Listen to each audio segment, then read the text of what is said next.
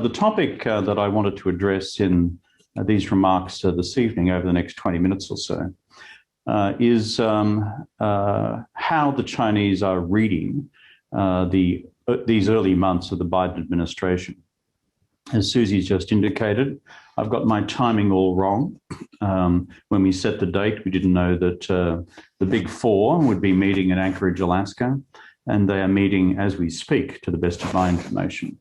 And so, as Susie's already indicated, when we get the readouts, we'll be able to find out, therefore, how woefully inadequate my analysis has been of how the Chinese have approached the Biden administration so far. Or perhaps there may be an element of confirmation, I'm not sure. This is an important gathering of these four, not least because they're highly experienced individuals, and not because they also bring considerable intellectual grunt to the table from both their systems, but simply because it's been, in my calculation, 3.5 years since we've had the US Secretary of State and the National Security Advisor, together with their nearest Chinese equivalents, around a single table. In fact, we've got to go back to the Trump State Visit Plus to Beijing in 2017, when the team was around the table with the Chinese side. That, as you know, was the eve of the outbreak of the US-China trade war. Of course, there was a meeting between Secretary of State Pompeo and Yang Jiechi in Honolulu last year. Not a happy one from the best reports that I have heard of it. But there is a problem which arises when there is a long, as it were, political and strategic silence between the two capitals of the world's two largest powers. It can give rise to all sorts of genuine misconceptions, or there can be a lack of the adequacy of conveying basic transactional information. Or to paraphrase Winston Churchill, it's always better to jaw than to war. There's a second reason, however, why this particular encounter I think is important, and it's as follows.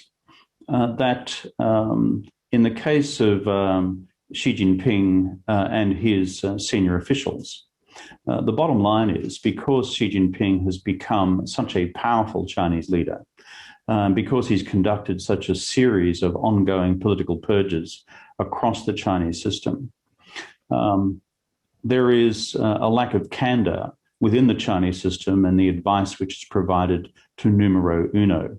And therefore, it becomes doubly important for foreign interlocutors, in particular, the US Secretary of State and the National Security Advisor, to be able to provide frank and clear information, advice, and views, which then go direct, and I believe in a relatively unfiltered manner, straight through to the Chinese leadership through translation.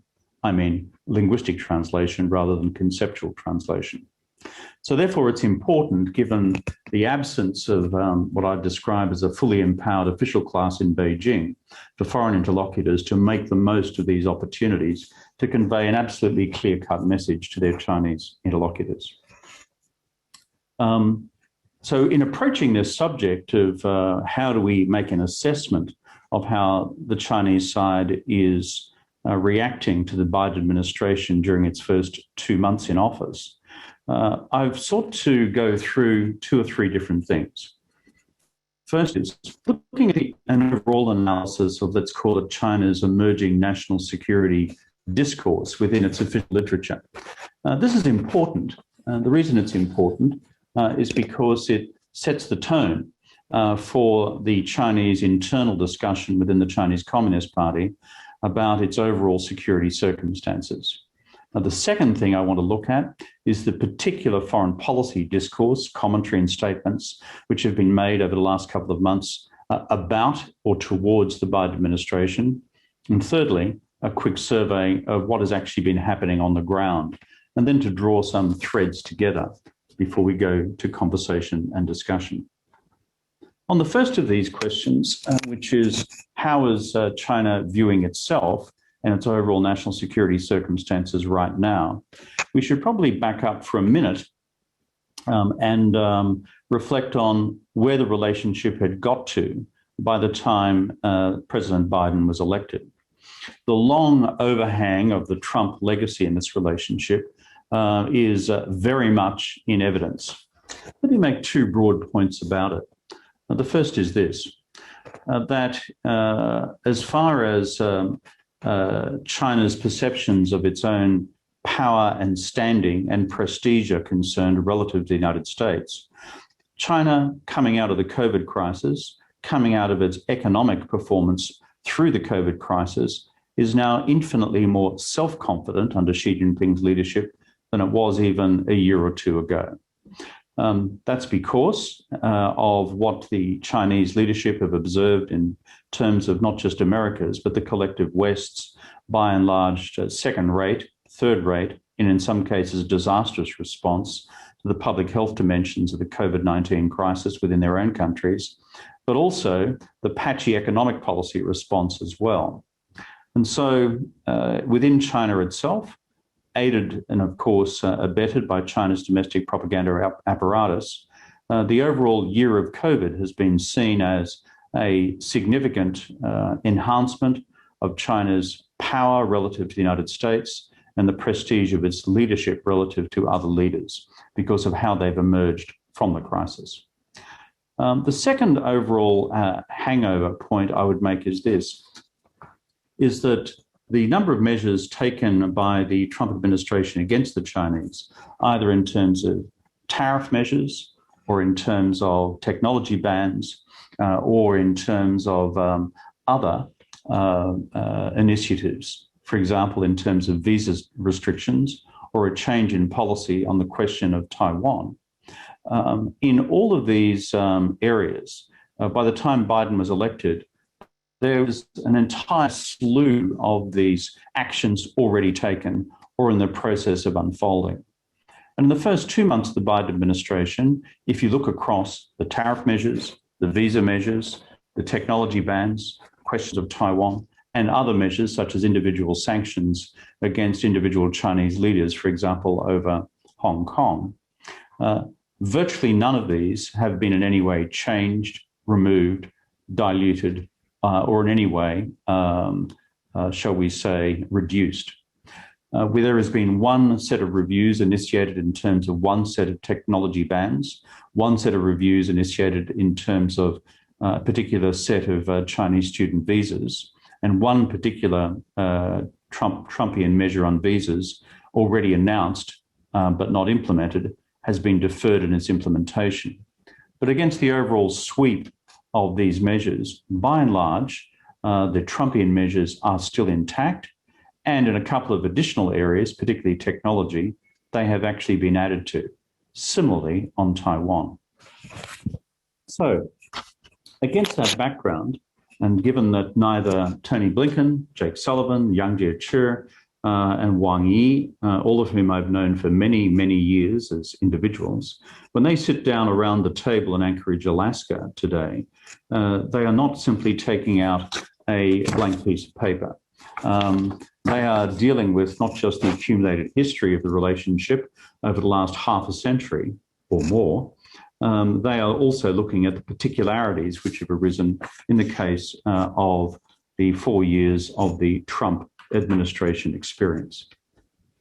So where do we go to, therefore, in terms of the analysis that we might make of China's official discourse on its own national security environment? Some may question why we bother with an analysis of China's official discourse. I simply always say to people on this question, it's important to read the Chinese literature for the simple reason as it sets the parameters very much for the internal debate within the party itself. There are 90 million members of the Chinese Communist Party. You cannot conduct all business through the party's internal secret memoranda system. There has to be a framing of the debate through the official media as well, including the specialist literature which deals with areas such as strategic relations, international relations, and foreign policy. Therefore, whereas we cannot form a full view from the official literature, it helps guide our analysis as to where things are going.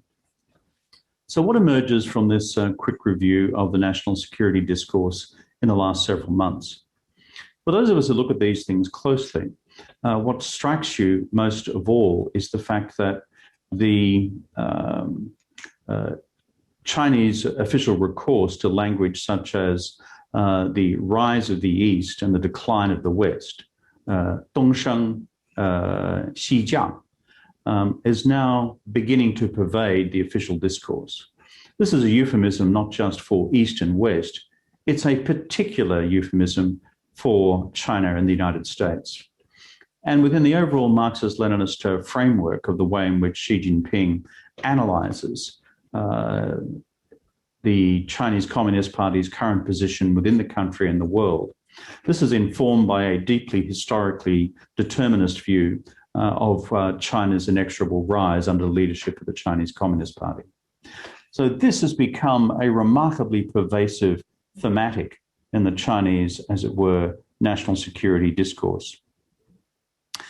The second element, closely associated with the first, is that the historical circumstances of the time are favoring China, that the wind is behind China's backs, and that nothing really, apart from the Chinese themselves, in some of their deeper analysis, can prevent China's inexorable rise. There's a third element in the discourse as well, which is the securitization of everything. For example, in the current 14th five-year plan, we see new sections dedicated to security, economic security. This is part of a wider discourse which now points to an all-pervasive concept of security being essential for China's future political and economic development. And that means that China's domestic circumstances and its external circumstances are going to have an increasingly pervasive national security prism imposed across the top. The final point to emerge in the discourse, which I should make reference to, is the emergence now over some time, but strengthening as each month passes, to the concept of struggle. The Chinese term is douzheng. And for those of us who are familiar with the way in which this term has been used, ever since Mao Zedong's rectification movement within the Chinese Communist Party at Yan'an back in 1942 through to the present, when we start to hear the word douzheng used either internally or externally, it means that things are hardening up big time. Of course, domestically, we now have a party rectification campaign fully underway. But the whole notion of douzheng or struggle now being seen as essential in China's overall management of its security environment externally is something we should all focus on as well. In fact, the language on this has become quite explicit through a number of China's military representatives and what have become increasingly unguarded comments about how they perceive China's current relationship with the United States. So in overall terms, what I would say, therefore, as far as the general national security discourse is concerned, we see a hardening and sharpening of the language, increasingly the securitization of everything, an underlying confidence that China's time has come, and an underlying belief that the US and the West are now in a form of irreversible decline. Going to the second part of the analysis, what actually do we then see in terms of China's official discourse emerging in relation to the Biden administration in particular? Once again, this is important, but it's largely unfolded in a number of stages since the election of Biden in November and through to the inauguration, obviously, since the 20th of January. I suppose we could describe it as unfolding in three particular ways, and all of these ways are somewhat softer and more diplomatic in tone, as you would expect, when measured against the hard national security policy discourse that I've just referred to. What have we seen in these two or three stages? Well, to begin with, we had both Wang Yi, the foreign minister, and Yang Jiechi, the Politburo member and former foreign minister, and Xi Jinping's #1 foreign policy advisor, those who currently sit across the table from Tony Blinken and Jake Sullivan in Anchorage. Both Yang Jiechi and Wang Yi spent the better part of a month or so outlining the way forward. Basically went along these lines: if only you crazy Americans would realize how fundamentally you've misjudged China, recognize the errors and the ways of the Trump administration, and get back to the wonderful world of global harmony, of win-win cooperation, and discard any concept of strategic competition or adversarial behaviour, then we can all get back to the way things were. This permeated quite a number of speeches and presentations, both by Yang and Wang, in the early days.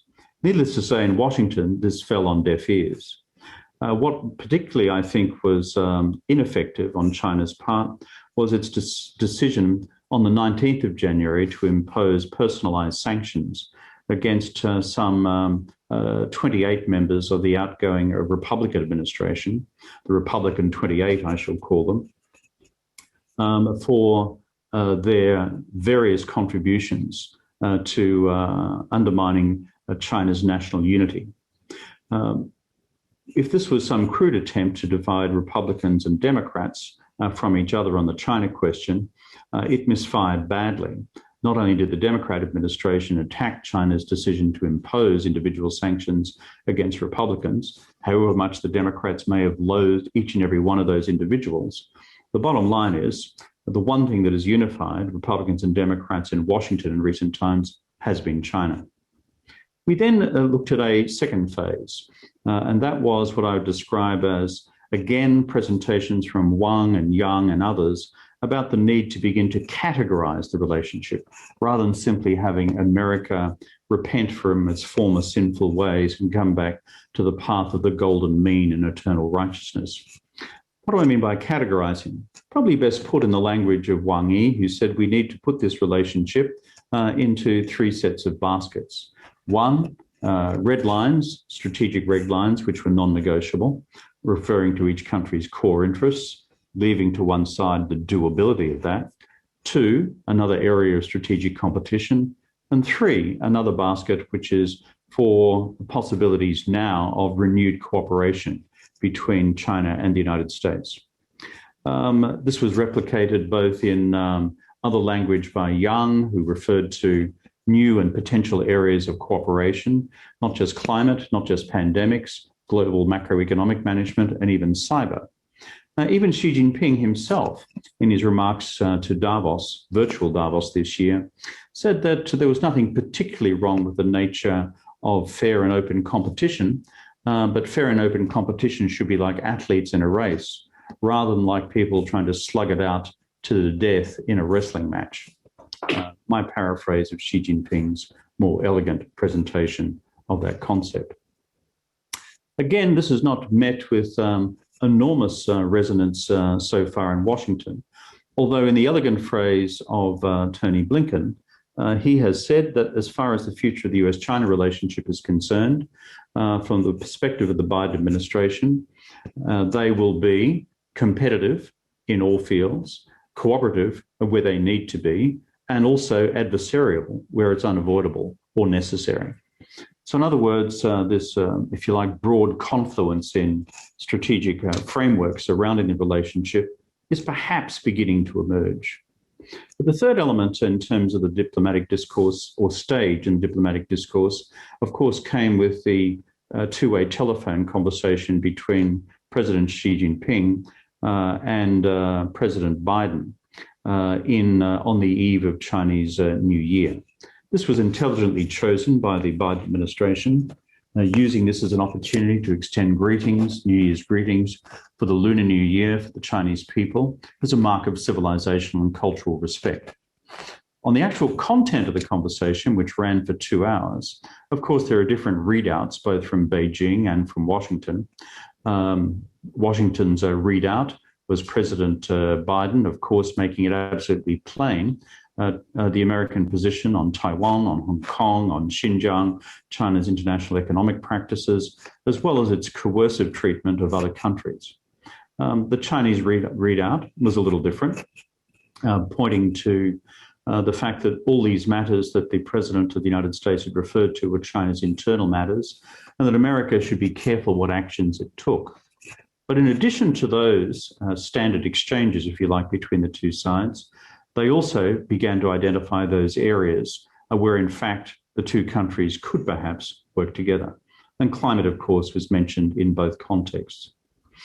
This, in turn, in the Chinese official foreign policy discourse, has led to a range of commentaries appearing saying that we've now, as it were, turned the corner, at least in part, that the beginnings of the process of official dialogue, the restitution of the processes of official dialogue, which have been in suspension for 3.5 to 4 years, are now in prospect. And in the Chinese official rendition of the Anchorage meeting, which is occurring right now, they see this as part of the process opened up through that telephone call between the two heads of government and state. Let me conclude these remarks by then going to the question of not just what the Chinese official literature is saying about its national security discourse in recent months, not just what it's saying about its particular, as it were, foreign policy understanding of the Biden administration, in particular its interest in having a restoration of high-level official dialogue between China and the United States, but what has actually been happening on the ground on the part of Chinese officials, Chinese military activity, and the rest. A couple of quick concluding thoughts. When you look at the big questions of Taiwan, the South China Sea and the East China Sea, the Chinese actions in terms of aircraft and Air Force sorties in the Taiwan Straits and the South China Sea have remained as active as before. Indeed, so too have American actions in response to those, and in sometimes prior to those Chinese sorties occurring. So in terms of the actual substance and tonality of Chinese military actions over Taiwan and in the South China Sea, nothing has changed. It remains as intense as it was before, but so too has it been with the Biden administration as well. Secondly, of course, the Biden administration has made plain through public statements with the Philippines and with Japan that the respective bilateral defense treaties apply, both in terms of any Chinese attack on Philippines vessels in the South China Sea, or, for that matter, any assault on Japanese military units in Senkaku Diaoyudao in the East China Sea. The third thing I'd point, however, to is what I think is a major new development in early March, February, March, which was a decision by China to authorize its Coast Guard to use its weaponry in authorized operations around China's coastal periphery. Of course, China's Coast Guard units are those which are out at the forefront of China's presence in the South China Sea and in the East China Sea, in and around Senkaku and in and around the EEZ, exclusive economic zone surrounding Senkaku. And so this has created enormous consternation in Japan. It's led to a hard reaction from Washington as well. And this is something that is new.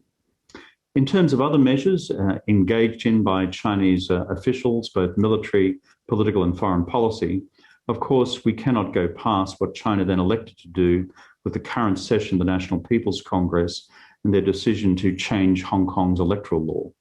You'll remember 12 months ago, China shocked the world by using the National People's Congress to bring in China's new national security law.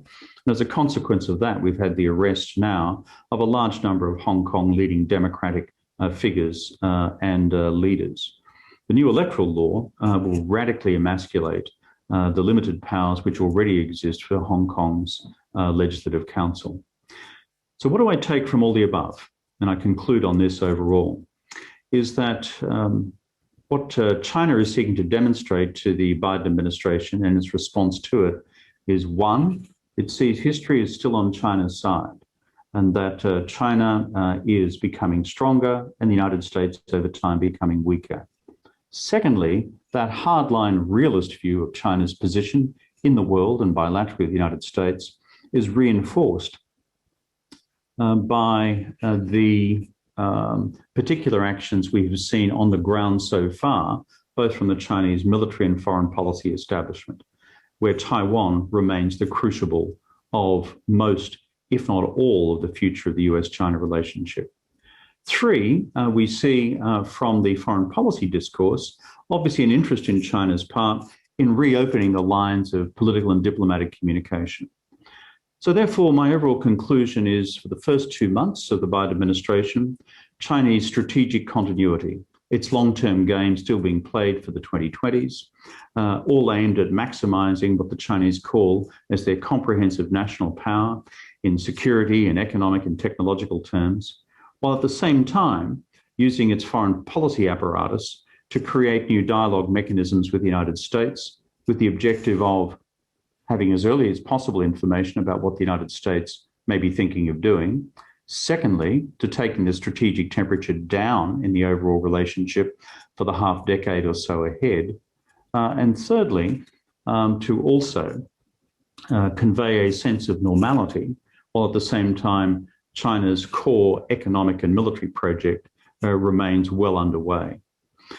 I'll conclude my remarks there, Susie, other than to say that those who want a longer view of all that I have said, there is a full text, you can call it The Thoughts of Kevin, nearly 10,000 words on this, which I think has gone up onto the Asia Society website already.